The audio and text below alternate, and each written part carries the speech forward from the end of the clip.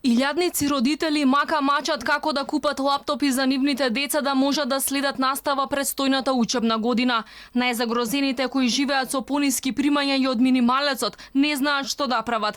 Немаат пари за да врзат крај со крај, а камоли за да купат лаптоп. Подитно бараат државата да даде субвенции и тоа целосни за најсиромашните. Има семејства со примања и под 10.000 денари кои се под секаков стандард за нормален живот, со повеќе деца кои истовремено треба да следат настава. Малото втораче ми е, другото ми е седмо. Та девето деление може не е миот. А двете ми се во 12 часот настава да пратат, а како може само на еден лаптоп? Не борам ја нови гланце од нефту милиони, нека бидат користени, колку да можеме да функционираме.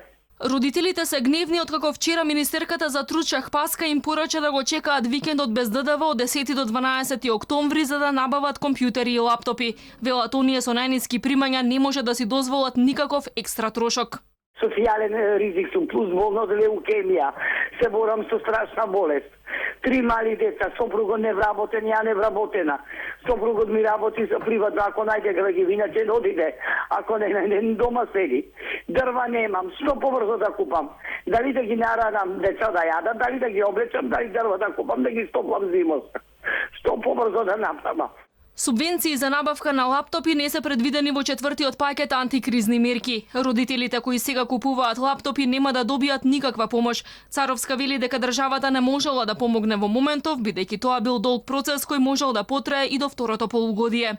За 30 дена можноста за набавка на таков тип на опрема во толкав број е невозможен и тоа е во координација со сите стопански комори кои што имаат компании кои во себе како Масит, кои што имаат компании кои што им набавуваат, да кажеме, IT опрема за државата или за регионот.